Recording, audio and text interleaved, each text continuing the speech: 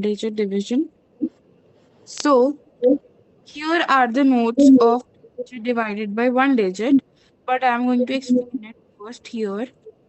This is the rough, so I can write anything here. Then I'll show you the notes as well.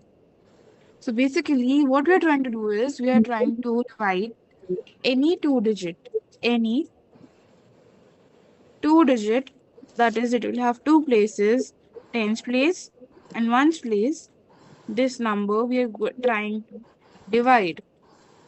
Divide is what? Repeated subtraction. So we are trying to subtract it repeatedly by this number that is of one digit. So it will only have ones place. Okay.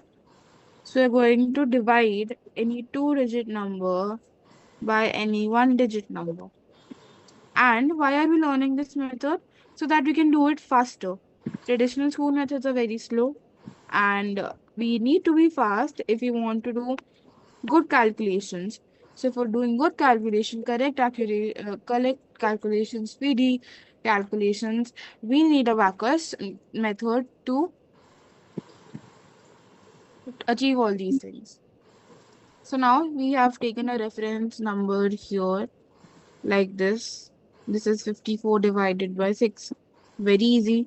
All of us can tell 6 multiplied by 9 is equal to 54. So all of you can tell this easily.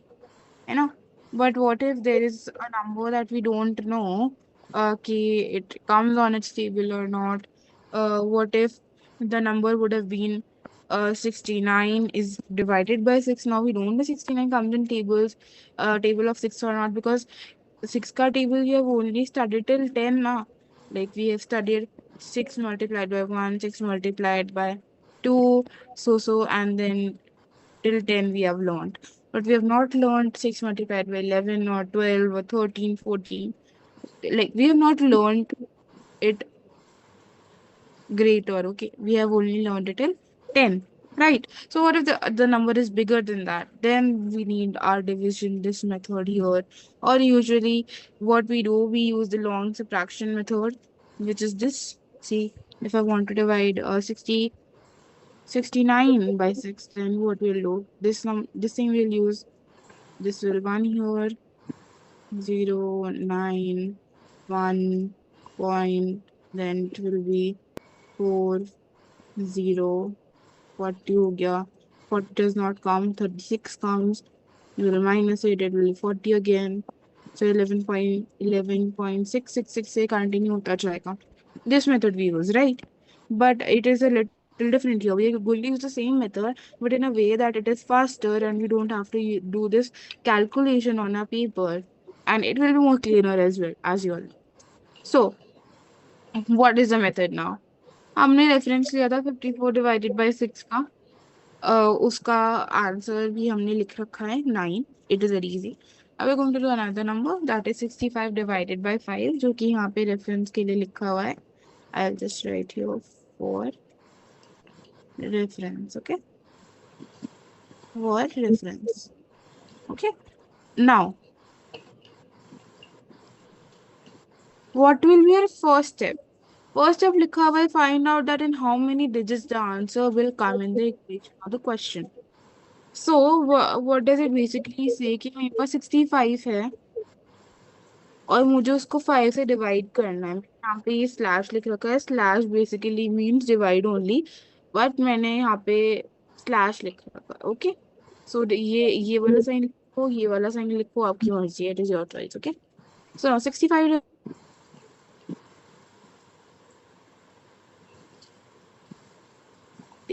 उससे पहले हमें ये जानना होगा answer है. जैसे ये 2 digit है, ये 1 डिजिट है, तो हमारा जो हमारा आंसर है जो यहाँ पे हम लिखेंगे, वो कितनी डिजिट्स में आएगा, in how many digits it will कम.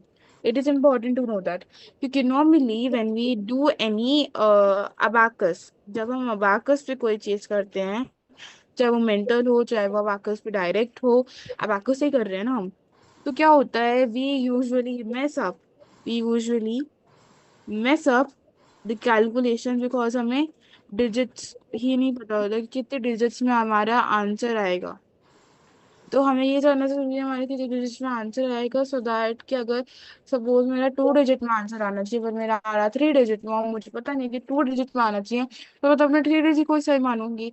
तो उसको प्रिवेंट करने के लिए मैं ये पता करूंगी मेरा आंसर कितने डिजिट में आएगा, और बहुत ईजी होता है पता करना। सिंपल है। डिवीजन है तो डिवीजन ईजी होती है, मल्टीप्लिकेशन हो सकता है मुश्किल हो, डिवीजन बहुत ईजी होती है। क्या करेंगे, 2 डिजिट है यहाँ पे, 1 डिजिट है यहाँ पे, ठीक है।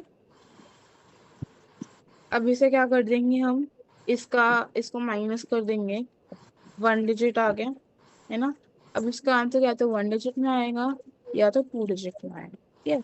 एक आप माइनस करके निकाल सकते हो, माइनस करने में क्या होता है कि नॉर्मली माइनस करा हुआ ना आता नहीं है। नॉर्मली जैसे मैंने माइनस करा 1 डिजिट आया, यहाँ पे तो 1 डिजिट में ही आया, पर यहाँ पे 2 डिजिट में आएगा, ठीक है। तो यहाँ पे हम ये वाला मेथड इतना, तो नॉर्मली क्या करो, कितने डिजिट का हमारा नंबर है, 2 डिजिट का है, यहाँ पे 1 डिजिट का है, या तो 1 डिजिट में आएगा, 2 डिजिट में आएगा, 2 डिजिट से ज्यादा नहीं आएगा, ठीक है। समझ में आया।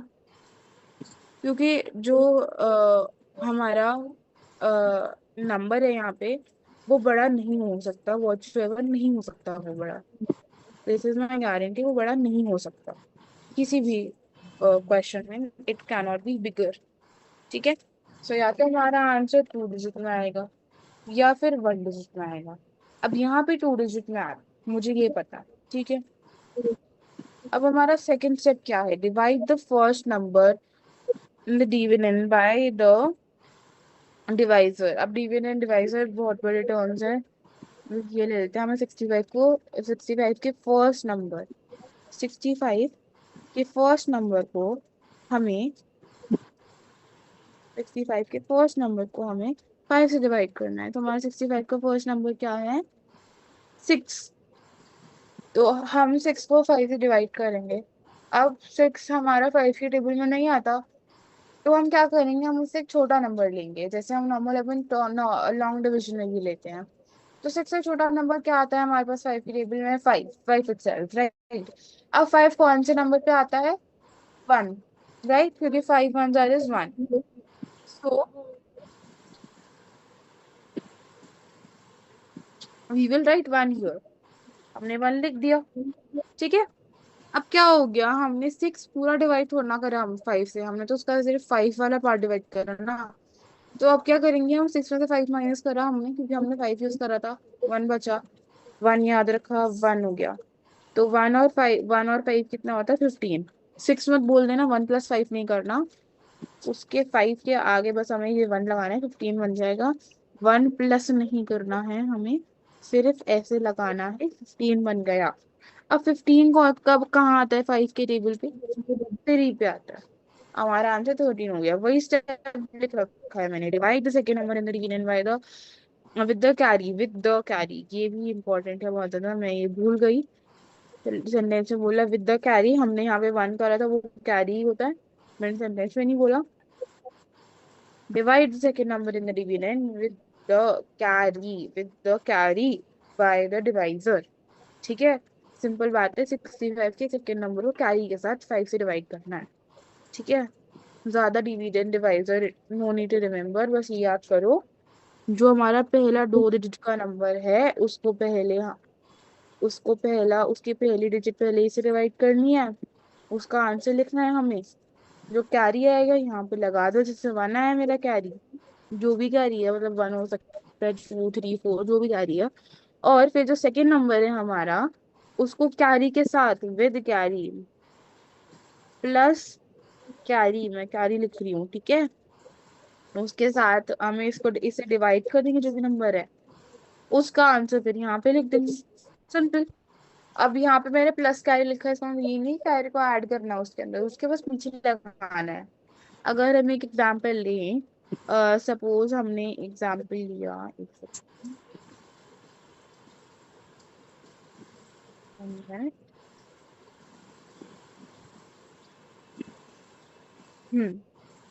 अगर मैंने एग्जाम्पल लिया 66 का, सॉरी नॉट 66 बट 76 का, डिवाइडेड बाय 60 के, इसके अंदर ये नहीं है कि मैंने 7 का 6 डिवाइड करा 1 लिख दिया, यहाँ पे 1 है तो 6 + 1 मैंने 7 करके 7 को 6 से डिवाइड कर दिया और मेरा आंसर 11 पॉइंट कुछ कुछ आ रहा है, ठीक है, समथिंग समथिंग आ रहा है। नहीं, दैट इज रॉन्ग।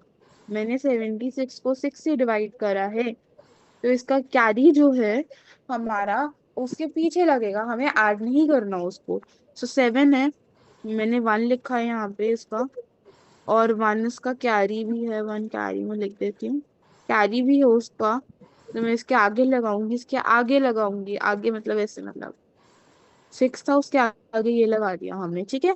तो 16 बन गया। अब 16 को हम 6 से डिवाइड करेंगे, 16 को 6 से डिवाइड करें कितना आया, 2। बचा कितना, 4। पॉइंट लगाया, 4 में से अब हम आगे डेसिमल्स में भी जा सकते हैं।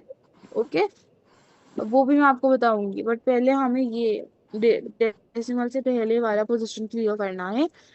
जैसे हमारे यहाँ पे 11 आया था, 11 इज रॉन्ग, राइट। और हमारा फिर लास्ट में कैरी भी 1 आया था, तो हमारा 10 बन जाता ये लोग के। पर यहाँ पे हमारा आंसर 12 आया है, और हमारा यहाँ पे बचा भी 4 है, तो 40 बन गया है। तो कितना बड़ा डिफरेंस देख रहे हो, कितना बड़ा डिफरेंस है। इसी डिफरेंस की वजह से हमें पता होना चाहिए कि हम कैरी कैसे लगा रहे हैं। हमें ऐड नहीं करना, we don't have to add it, add is wrong. We just have to place it before, place it before the number, okay, the number, okay.